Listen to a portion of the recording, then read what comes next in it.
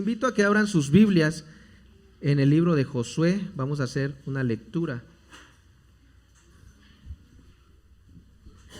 Josué capítulo 9, de los versículos 1 al 15.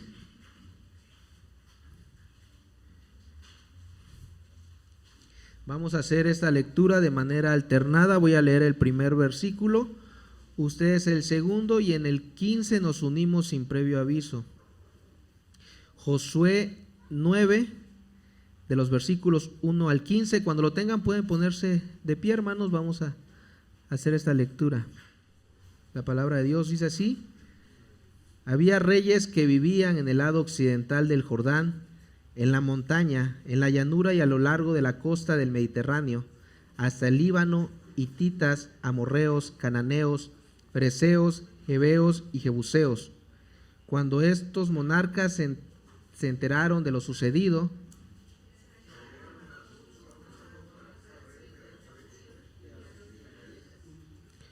los gabaonitas, al darse cuenta de cómo Josué había tratado a las ciudades de Jericó y de Ai,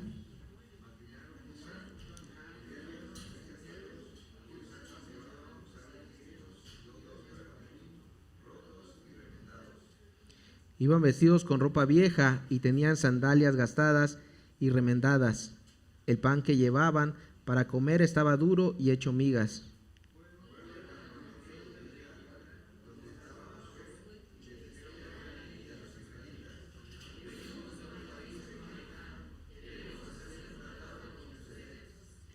Los israelitas replicaron: tal vez ustedes son de por acá, y en ese caso no podemos hacer ningún tratado con ustedes.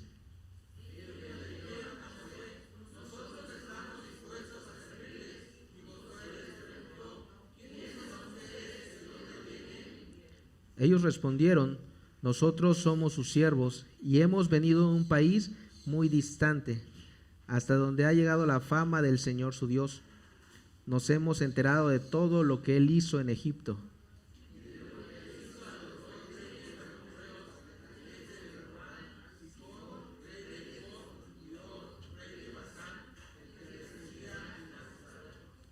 Por eso los habitantes de nuestro país, junto con nuestros dirigentes, nos pidieron que nos preparáramos para el largo viaje y que les diéramos a ustedes el siguiente mensaje: deseamos ser siervos de ustedes. Hagamos un tratado.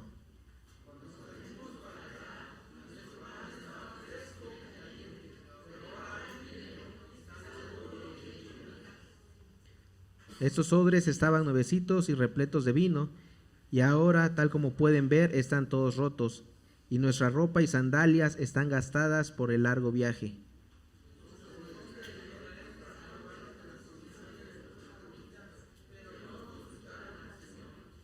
Entonces Josué hizo con ellos un tratado de ayuda mutua y se comprometió a perdonarles la vida, y los jefes israelitas ratificaron el tratado.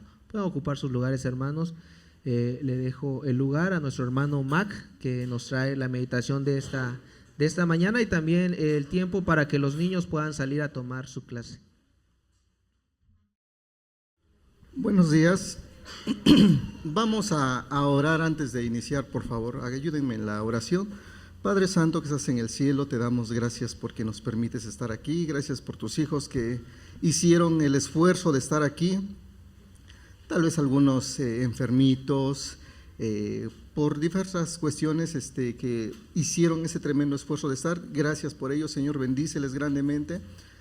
A mí dame las palabras correctas, Señor, la sabiduría para saber compartir tu mensaje, Dios bendito. Ayúdame, te lo pido, en el nombre de tu Hijo amado Jesucristo.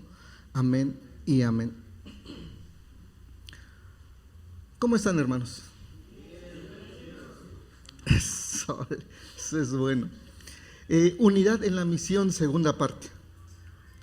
La trilogía. No, es la segunda parte. ¿Quiénes han tenido alguna meta en su vida? Una meta. Yo creo que la mayoría, o si no es que todos, han tenido alguna meta. Y cuando se hacen o hacen el plan para lograr esa meta, es bonito. Y el problema no es la meta. El problema es el camino para llegar a la meta. Alguien podrá decir, yo quiero comprarme una casa. Perfectísimo, es tu meta, ese es tu propósito. ¿Qué vas a hacer para lograr esa meta? No, pues a lo mejor tener 2 trabajos, porque con uno no me va a alcanzar. Ok, pero si tienes 2 trabajos o más, tienes que también valorar si vas a descuidar a tu familia, si vas a descuidar a tus hijos, a tu esposo, a tu esposa, al pollo. Tienes que valorar. ¿Y qué pasa si pierdes un trabajo? ¿Qué pasaría si truena el negocio? Tu meta ahí está. El detalle es el camino para llegar a esa meta. Por eso les digo, yo creo que todos tenemos alguna meta. El detalle es qué tan difícil se nos va a hacer llegar a esa meta. Dios tiene una meta para nosotros. Tiene una misión para nosotros. El problema sería qué tan dispuestos estamos a lograr esa misión y qué tan dispuestos estamos a sacrificar algunas cosas nuestras para llegar a esa misión. Porque tal vez como joven puedes decir, no, pues yo soy joven, perfecto. Pero también ser joven tiene sus complicaciones. Tú a lo mejor dices, bueno, yo ya soy retirado, ya soy jubilado, perfecto. Pero también tiene sus contratiempos. Entonces, tener una meta no es el problema, es el camino hacia esa meta. Aquí la semana pasada hablamos de la meta que Dios tenía para Israel, o tiene para Israel. Y vimos que Acán se preocupó más por su beneficio personal que por lograr la meta de Dios. Acán se dejó deslumbrar por un manto babilónico, por unas monedas de plata, por una barra de oro. ¿Y qué pasó? El plan de Dios sufrió un retraso. Ayer estaba viendo un documental y cuando lanzan un satélite, no recuerdo el nombre del satélite, pero la cuestión es que va alrededor de, me parece que de Saturno, y la idea era de que en tal tiempo tenía que ir a otro planeta, pero se acercó tanto el satélite que la gravedad de Saturno atrajo al satélite, y al atraerlo lo hace girar un poco más rápido, y cuando este satélite sale de la órbita, dice el que estaba narrando, esto hizo que la misión se retardara 3 años. O sea, por ese pequeño detalle que el satélite se acercó demasiado a Saturno, ahora la misión se tardó 3 años, se retrasó 3 años. Cuando Acán toma algo que Dios había prohibido, no es que la misión de Dios no se logre, es que se retarda. Cuando Dios tiene un propósito para nosotros y nosotros fallamos, no es que Dios ya aborta el propósito para con nosotros.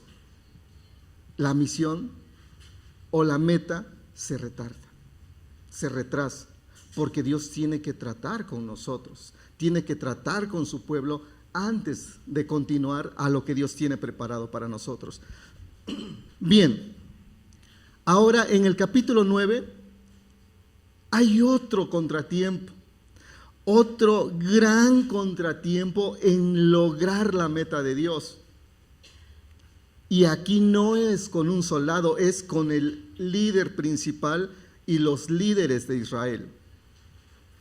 Hay no una piedra en el zapato, hay una roca en el camino que retrasó por muchos, pero muchos años la misión de Dios o el plan de Dios. Miren, ya pasó lo de Acán, ya conquistaron Jai, ya están avanzando otra vez hacia la conquista de la tierra prometida. En el capítulo 9 inicia el capítulo 1 diciendo o hablando de 6 reyes. Sí, lo acabamos de leer, y que los jebuseos, todos los feos que se menciona allá. Pero fíjense, hay 6 reyes. ¿Qué hacen esos reyes? En el versículo 2, se unen, le mandan WhatsApp a los demás y le dicen: oye, fíjate que Israel se está acercando, vamos a unirnos, porque si no hacemos un frente, Israel nos va a destruir. Y convocaron a reuniones vía Zoom y dijeron: vamos a planear cómo defendernos, vamos a planear cómo contrarrestar a Israel. Pero ojo, si leemos bien, dice que se reunieron para que, dice versículo 2, se aliaron bajo un solo mando para hacer frente a Josué y a los israelitas. En otras palabras, se aliaron para combatir, para pelear contra Israel. Alguien alguna vez dijo que si tú tienes un enemigo y este enemigo se prepara para atacarte, no es problema, porque cuando ves que se prepara para atacarte, ¿tú qué haces? Te preparas para defenderte. Pero, ¿qué dice el siguiente versículo? Los gabaonitas, al darse cuenta, lo mismo que los otros reinos, dice, al darse cuenta de que como Josué había tratado a las ciudades de Jericó y de Jai, ¿qué dice versículo 4? Maquinaron un plan. Ojo, aquí hay 2 ejércitos, vamos a decirlo, que un ejército convoca, ¿qué cosa? A la guerra. Y otro ejército, ¿qué cosa? Convoca a la astucia. Maquinaron un plan. ¿Y qué es maquinar? Pensar, diseñar, elaborar estratégicamente un plan. Lo mismo, pero en vez de que fueran 6 reinos, aquí es un reino, y entre ellos dicen: vamos a elaborar un plan, pero un plan exquisito para saber cómo vencer al pueblo de Israel. Si los otros están convocando a la guerra, nosotros no. Vamos a atacar desde dentro. Vamos a vencerlos desde dentro sin disparar una flecha. Y vamos a buscar la forma de envolverlos, de enredarlos, y van a ver cómo vamos a vencer. Y maquinaron un plan. No sé cuántos días se sentaron a planear, no sé cuántas reuniones tuvieron para decir cómo le vamos a hacer. Tuvieron que llegar los sabios, los consejeros, tuvieron que contratar tal vez a gente especializada en tácticas, no lo sé. Pero la cosa es que planearon, maquinaron de una forma exquisita un plan. Hasta que tal vez a alguien se le ocurrió y dijo: ¿y si fingimos ser de un país lejano?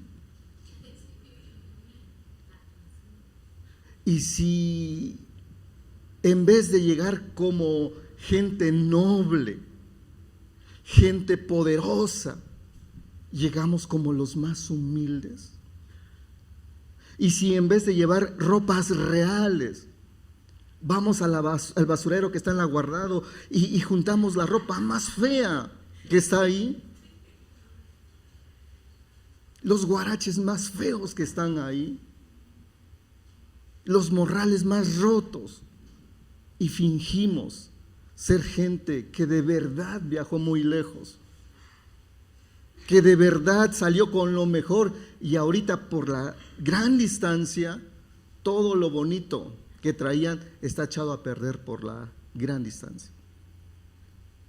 Ok, pensó alguien, y si te preguntan de dónde vienes, ¿qué le vas a decir? ¿Sabes qué le vas a decir?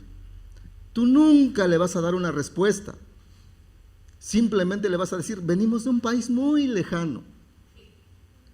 Y Josué les dice, sí, pero ¿de dónde son? Venimos de un país no, ¿de dónde son? No, nosotros queremos ser sus siervos. O sea, nunca respondieron la pregunta. ¿De dónde vienen? De muy lejos. ¿De dónde son? Queremos ser sus siervos. Pasa eso en la política hoy. A veces decimos, los políticos son tontos. No son tontos, son estratégicos.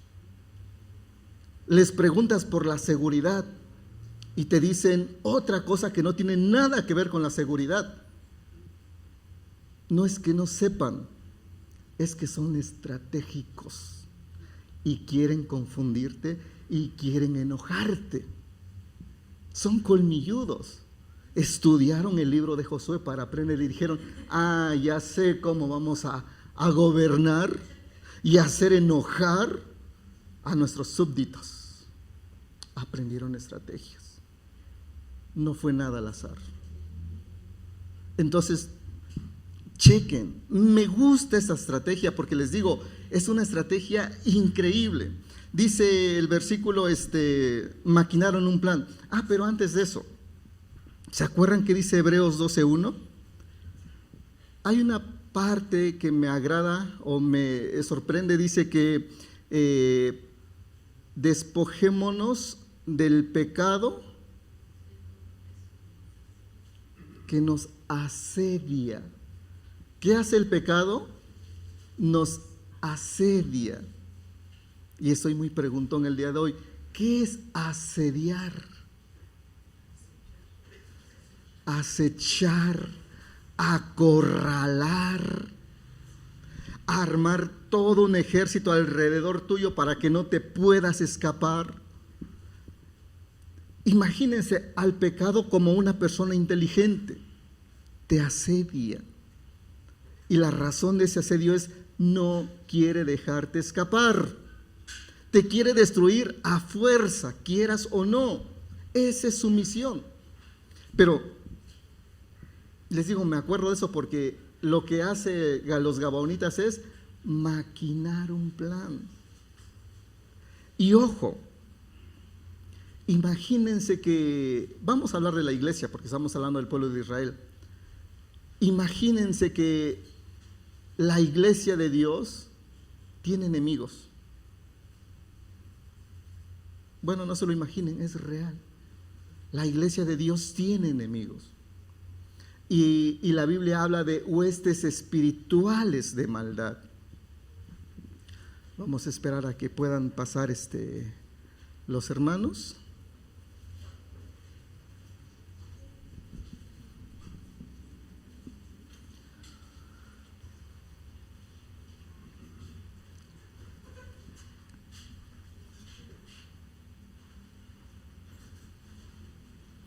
Ok, la iglesia de Dios tiene enemigos, pero ojo,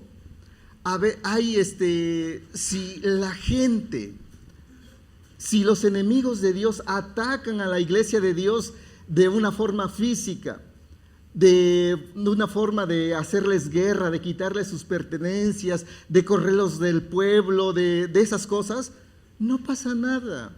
De hecho, muchos cristianos en esas situaciones, su fe se fortalece. Muchos cristianos incluso llegan a ser más fuertes en esas situaciones. Y eso lo vemos en Hebreos 11, cuando dice que algunos hasta con gusto sufrieron el despojo de sus posesiones. Cuando escuchamos de pueblos aquí en Oaxaca que corren a los cristianos, que los despojan de sus casas, de sus terrenos, de su ganado, muchos cristianos llegan a ser más fuertes. Yo estuve en una iglesia que recibió prácticamente a medio pueblo, que los corrieron a los cristianos. ¿Y saben qué pasó? Esos hermanos que salieron expulsados del pueblo no perdieron la fe, fueron más fuertes en su fe. Conozco a pastores que salieron de esa persecución, entonces no se desanimaron, se fortaleció. El problema no es cuando vienen ataques, así como el primer grupo, que se arman para atacarte. El problema es cuando hay gabaonitas que quieren destruir a la iglesia desde dentro de la iglesia. Vamos a maquinar un plan para ver cómo acabamos a la iglesia, cómo debilitamos a la iglesia. Y a lo mejor llegan aquí humildes, hermanos, queremos servir aquí a la iglesia. Y a veces falta sabiduría para saber entender qué es lo que traen. Tal vez por eso la Biblia dice que pidan espíritu de discernimiento. El detalle es cuando el enemigo llega y te invade, te ataca desde dentro. A Josué le pasó eso porque chequen,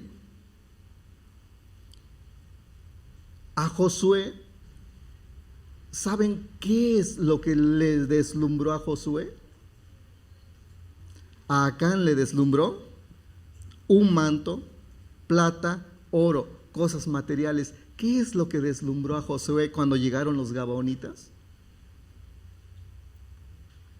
¿Cómo llegaron los gabaonitas? Vestidos de lo peor, con cabellos largos, con barbas largas, sucios. Entonces, ¿qué es lo que deslumbró a Josué?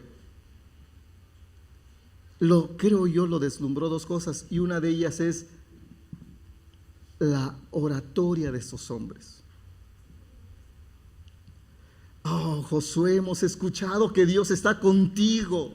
Hemos escuchado de que eres un hombre poderoso y que Dios te usa grandemente. Escuchamos cómo pasaste el río Jordán, cómo Dios dividió.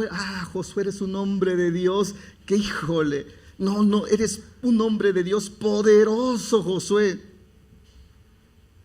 Y queremos ser tus siervos. Josué dijo, es como si a un pastor le dijeran, pastor, cómo Dios lo usa a usted. Sus predicaciones me llegan, no me hacen llorar, quebrantan mi corazón. Pastor, usted es un orador excelente en las manos de... ¿Sí, verdad? No, pues 4 años en el seminario, instruido a los pies de Oliver de la Cruz Santana, ¿no? Claro que sí, soy un excelente orador. Y te la crees. Pero a veces un halago es bueno, pero tienes que tener discernimiento para ver si no ese halago es para destruir tus fortalezas y destruirte desde ahí. Debes tener cuidado. Debemos tener cuidado también como iglesia. Y lo otro que creo yo debilitó a Josué fue la apariencia que ellos traían, una apariencia de humildad. Se dejó seducir por eso, se dejó llevar por sus emociones y decir, pobrecitos, míralos cómo vienen, están tan necesitados. Les nació el paternalismo a Josué. Ay, pobrecitos, hay que ayudarlos, hay que cobijarlos, hay que protegerlos. Les digo que si es serio, hay que hacer todo lo posible para ayudarlos. Pero Josué, creo yo que a diferencia de Acán, que se dejó seducir por cosas materiales, Josué se dejó seducir por los halagos que le dieron a Josué, por la falsa, ¿cómo puedo decirlo? Adoración hacia la persona de Josué. Josué, qué poderoso eres, hijo. Yo quisiera tener un poquito de tu unción. A ver, regálame un cachito ahí. Alguien dijo, yo camino detrás del hermano para ver si no se le cae la unción. Son tonterías, pero yo creo que eso destruyó a Josué. ¿Alguien vio la película El gato con botas? Eso, hay paganos como yo. Eso.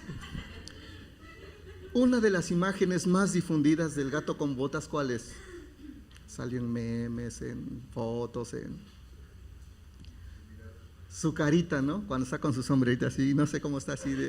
¿Y qué hicieron los que estaban luchando contra el gato con botas o cuando lo vieron así?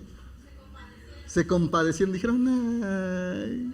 Y cuando pasó teología sistemática, hermana, ¿y qué pasó cuando los otros dijeron, ay, bajaron sus armas? ¿Y qué pasó? El gato con botas atacó. Me recuerda lo que hizo Gabaón. Llegó así con su carita de, ay, somos tus siervos, Josué. Ay, te admiramos muchísimo. Y Josué dijo, ay. Y ese descuido le costó una gran derrota. Por no consultar al Señor antes de, por dejarse seducir por palabras halagadoras, por dejarse seducir por artimañas. De hecho, la Nueva Traducción Viviente dice que algo así como los gabaonitas usaron de engaños o de artimañas para vencer a Israel. ¿Y saben qué es lo triste de todo esto? ¿Qué pasó? Que Gabaón, ¿qué cosa estaba destinado a qué?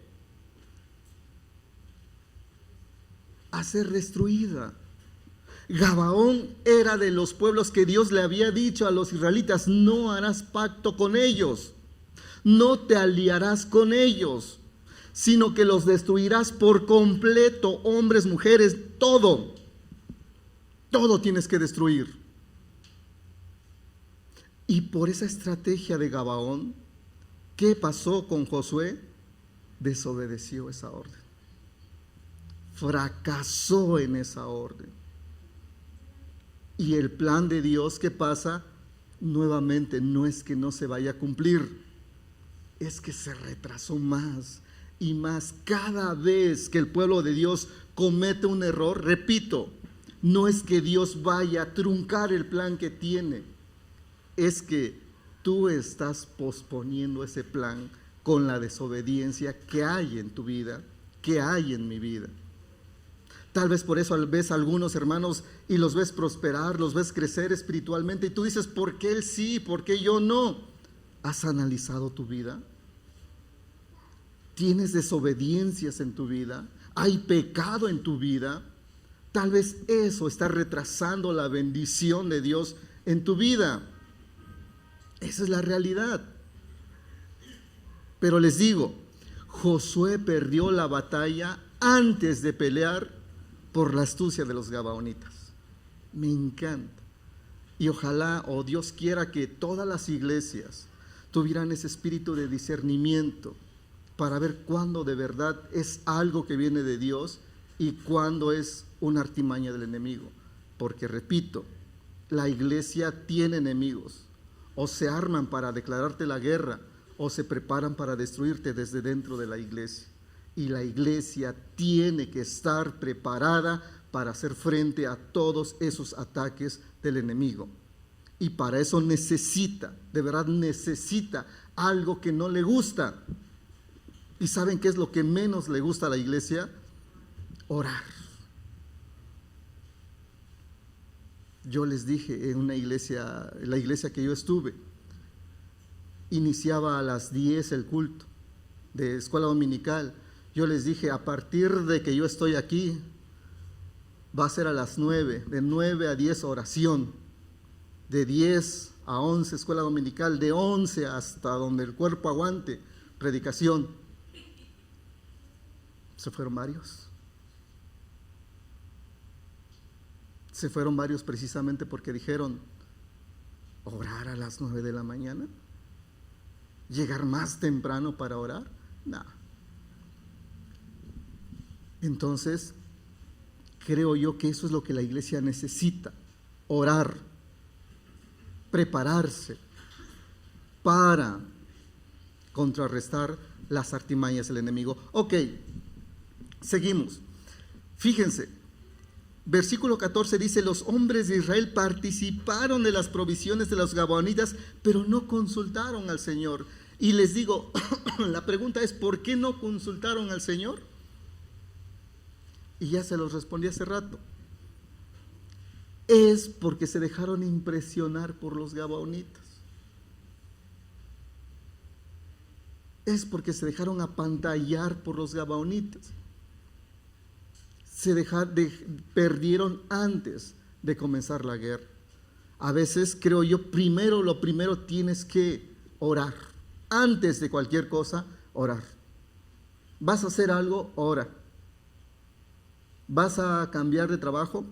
Pide la dirección de Dios. Suena simple, pero creo yo que es o tiene un porqué. ¿Vas a cambiar de trabajo? ¿Vas a cambiar de escuela? ¿Vas a cambiar de carrera? Pide la dirección de Dios antes de, porque a veces ya que cambiaste de trabajo dices, ¿era tu voluntad, Señor? Pues, ¿para qué preguntas ahorita? Era antes de, no después. Ok, dice, versículo 15. Entonces Josué hizo con ellos un tratado de ayuda mutua y se comprometió a perdonarles la vida. Y los jefes de Israel ratificaron el tratado. Es decir, Josué dijo, ok, hacemos un pacto con ustedes. Los líderes dijeron, ratificamos ese pacto. ¿Qué pasa? Dice, voy a leerlo, textual, dice, 3 días después de haber concluido el trabajo de el tratado con los gabaonitas, los israelitas se enteraron de que eran sus vecinos y vivían en las cercanías. Por eso se pusieron en marcha y al tercer día llegaron a sus ciudades, Gabaón, Cafira, Berod y Kiriat Yarim. Pero los israelitas no los atacaron porque los jefes de la comunidad les habían jurado en el nombre del Señor, Dios de Israel, que perdonarían la vida. Y aunque toda la comunidad se quejó contra sus jefes, Josué, repito, desobedeció la voluntad de Dios. Por ignorancia, por lo que ustedes quieran, desobedeció. Repito, la orden de Dios fue, vas y destruyes, y no hagas pactos, no hagas alianzas, nada. ¿Qué es de lo primero que hace Josué? Tratado, pactos, alianzas. Dios dijo, matarás a todos. ¿Y cuál fue el tratado que hizo Josué? Les perdonaremos la vida a todos. ¿Consultaste a Dios antes de o te dejaste apantallar por las apariencias de tus enemigos? Se necesita astucia. Hay un pasaje que me encanta cuando Jesús dice, es increíble que los hijos del mundo sean más astutos que los hijos de la luz. Búsquelo. Y entonces uno dice, ¿por qué el mundo es tan astuto?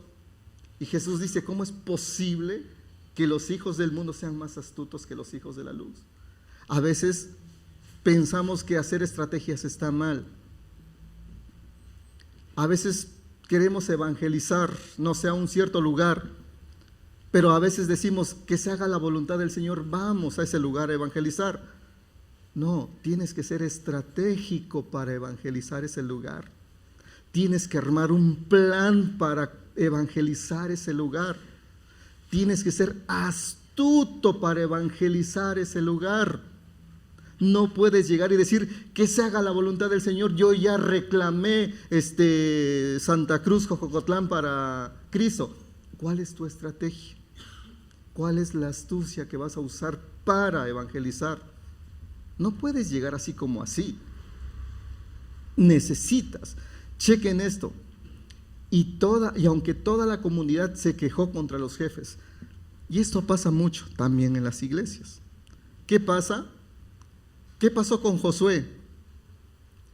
Quedó bien con los gabaonitas, pero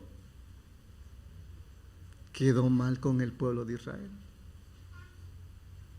Pero lo terrible, les digo, lo peor de todo es que Josué desobedeció la voluntad de Dios. Eso es lo terrible. Si ustedes leen el primer capítulo de Jueces, lo voy a leer los pocos versículos que encontré y dije, wow, esto es increíble. Miren, Jueces.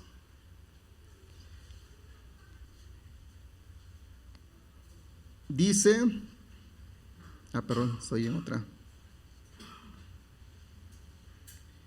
Chequen, desde prácticamente el versículo 19, dice: el Señor estaba con los hombres de Judá. Esos tomaron posesión de la región montañosa, pero no pudieron expulsar a los que vivían en las llanuras, porque esa gente contaba con carros de hierro. Versículo 21, en cambio los de la tribu de Benjamín no lograron expulsar a los jebuseos que vivían en Jerusalén. 27, pero la tribu de Manasés no pudieron expulsar a los de Betseán y de Tanac. Versículo 28 dice, solo cuando se volvieron más fuertes lograron quitar los trabajos forzados, aunque nunca pudieron expulsarlos de todos. De todo. Si ustedes leen esos capítulos van a darse cuenta de algo. Israel no podía derrotar a sus enemigos. ¿Por qué? Porque Josué acarreó una maldición, por así decirlo, sobre ellos al desobedecer la ley de Dios. Ustedes saben qué dice Primera de Samuel 15, 22 y 23. Se los voy a leer. Dice así: Samuel respondió: ¿qué le agrada más al Señor? ¿Que se le ofrezcan holocaustos y sacrificios o que se obedezca lo que Él dice? El obedecer vale más que el sacrificio y el prestar atención más que la grasa de los carneros. La rebeldía es tan grave como la adivinación y la arrogancia como el pecado de la idolatría. Y como tú has rechazado la palabra del Señor, Él te ha rechazado a ti. Imagínense que Dios le dijera esto a Josué: Josué, ¿qué te pedí? Que destruyeras a esos pueblos. ¿Qué hiciste? Desobedeciste. ¿Y sabes qué? La desobediencia es como el pecado de idolatría. Tu desobediencia es un pecado tan grande como la brujería. Y eso acarrea consecuencias. Y fue Josué el que comenzó no venciendo a sus enemigos, sino siendo vencido por sus enemigos. Y tristemente a partir de ahí, prácticamente todas las tribus de Israel no pudieron expulsarlos, no pudieron vencerlos, no pudieron arrojarlos, porque hay consecuencias terribles para el pecado. Acuérdense lo que les dije la semana pasada. A veces piensas que yo pequé, la consecuencia va a ser para mí. No, arrastras a tu familia. Y si estás en la iglesia, tristemente, infectas también a la iglesia con ese pecado. Voy concluyendo. Prácticamente hablamos de dos hombres, Acán, Josué. Pero también quiero recordar algo de Rahab. ¿Se acuerdan de Rahab? ¿Quién fue Rahab? Una prostituta que vivía en Jericó. Yo creo que Rahab conocía la meta de Dios. Yo creo que Rahab conocía la misión de Dios. Cuando llegan los espías a Jericó, Rahab le dice a los espías: yo sé que Dios viene a conquistar, yo sé que Dios viene a destruir, yo lo sé. Y todo Jericó lo sabe y están aterrados ante ustedes. Pero fíjense lo que pide Rahab: quiero que perdones la vida a mi familia. Nada más, no pido más, perdónale la vida a mi familia. ¿Qué le dijeron los espías? Ok, pon este listón en la ventana, cuando nosotros vengamos te vamos a perdonar a ti y a tu familia. Rahab entendió la misión de Dios, sí, no hizo nada por querer detener la misión. Ella aceptó que tenían que ser destruidos, pero pidió nada más por los suyos. Acán conocía también la misión de Dios, lo sabía, pero se dejó deslumbrar por cosas materiales, dinero, fama, poder. Josué lo mismo, conocía la misión de Dios, pero se dejó llevar por los halagos de admiración, de fama, de eso que lo hacía sentir grande y poderoso. Los tres conocían la misión, pero fue Rahab la que dijo: perfecto, que Dios haga su voluntad y que destruya a todos, solo te pido por mi familia. Si fuéramos a formar un equipo para un propósito, ¿a quién eliges? A Josué, que fue entrenado desde joven por Moisés, que dice la Biblia que cuando Moisés iba a la casa o a encontrarse con Dios, Josué se pegaba y estaba ahí y le servía, y tanto entrenamiento tuvo Josué que Dios dijo: tú vas a ser el que lleve al pueblo de Israel a Canaán. Años de preparación. O eliges a Acán, un capitán fuerte, poderoso, luchón, algo así como tipo Schwarzenegger, así gatudo el cuate, y tú dices: no, pues si voy con este, híjole, no, pues me sirve de guardaespaldas también, lo van a ver y se van a atemorizar. O eliges a Rahab, porque a veces pensamos, hermanos, que quien no vale o quien no significa nada, a veces llega a hacer cosas más grandes que los que se sienten más preparados y poderosos. A veces esa persona que dice: yo entiendo la voluntad de Dios, y que se haga la voluntad de Dios, y si Dios quiere salvarme, adelante. A veces decimos: ¿cómo va a usar Dios a la hermanita fulana si apenas si terminó la primaria? ¿Y quién te dijo que a ti te va a usar, cabezón, por llevar 30 años estudiando? ¿Quién? No es el intelecto, a veces no es la preparación, es la disposición del corazón. Es entender bien el plan de Dios y aceptar el plan de Dios. Yo creo que nadie hubiera apostado por Rahab, pero ¿saben qué? Se menciona en el Nuevo Testamento, en Mateo 1:5, y dice que es la tatarabuelita de Jesucristo. Se menciona en Hebreos 11:31 como una heroína de la fe, o como dijera la presidenta de mi pueblo, una heroa. Se menciona en Santiago, que habla de que Rahab fue justificada por los frutos de su obra cuando protegió o escondió a los espías. Tal vez nadie apostaba por Rahab, pero creo que entendió mejor el plan de Dios y aceptó mejor el plan de Dios. Entonces necesitamos ser como Rahab, decir: si es la voluntad de Dios, adelante. No me dejaré apantallar por nada, simplemente porque Dios lleve a cabo su propósito.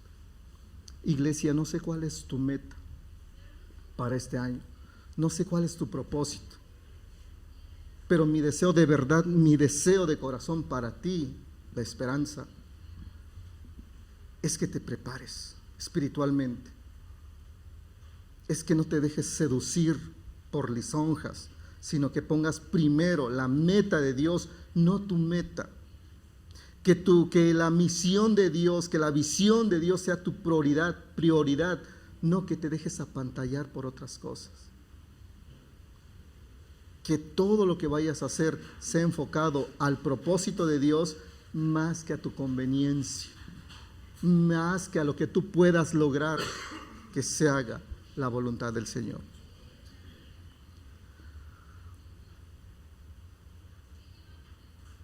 Josué fracasó, y pongámoslo como héroe, lo que ustedes quieran, pero falló en la misión de Dios. Que nosotros no fallemos, porque recordemos nada más una cosa: hoy, si Dios está contigo,